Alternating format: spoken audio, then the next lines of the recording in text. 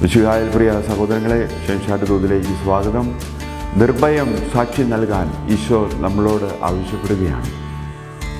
ഈ കഴിഞ്ഞ ദിവസം ഒരു മിഷണറി വന്ന് സംസാരിച്ചു. അദ്ദേഹം ജയിലിൽ അടയ്ക്കപ്പെട്ട സംഭവത്തെക്കുറിച്ച് അദ്ദേഹം വിവരിക്കുകയാണ്. ജയിലിലായിരുന്നപ്പോൾ എന്ത് തോന്നി എന്ന് ആ മനുഷ്യനോട് ചോദിച്ചു. ജയിലിലായപ്പോൾ എന്ത് തോന്നാനാണ്?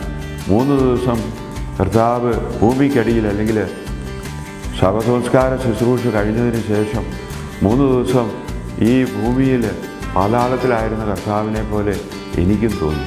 കാരണം എനിക്കറിയാമായിരുന്നു ഞാനിവിടെ ആയിരിക്കുന്നത് തമ്പുരാനോട് കൂടിയാണ്. നാളെ ഞാൻ പുറത്തു വരും.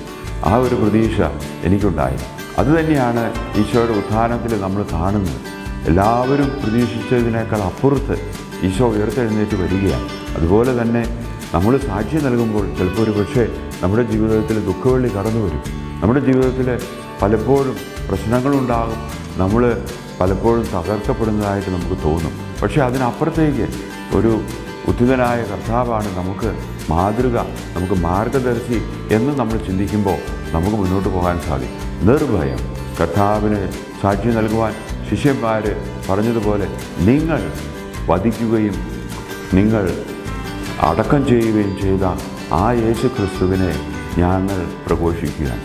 അവൻ സത്യമായി ഉയർത്തെഴുന്നേറ്റു. നമുക്കും സാക്ഷി നൽകാൻ സാധിക്കട്ടെ. നമ്മുടെ സാക്ഷ്യം അത് ക്രിസ്തുവിൻ്റെ സാക്ഷ്യമായി തീരട്ടെ. നമ്മുടെ സാക്ഷ്യം വഴിയായി മറ്റുള്ളവരും ജീവിക്കട്ടെ. പ്രസാദപരനാഥ നമ്മെ അനുഗ്രഹിക്കട്ടെ, നമ്മെ സഹായിക്കും.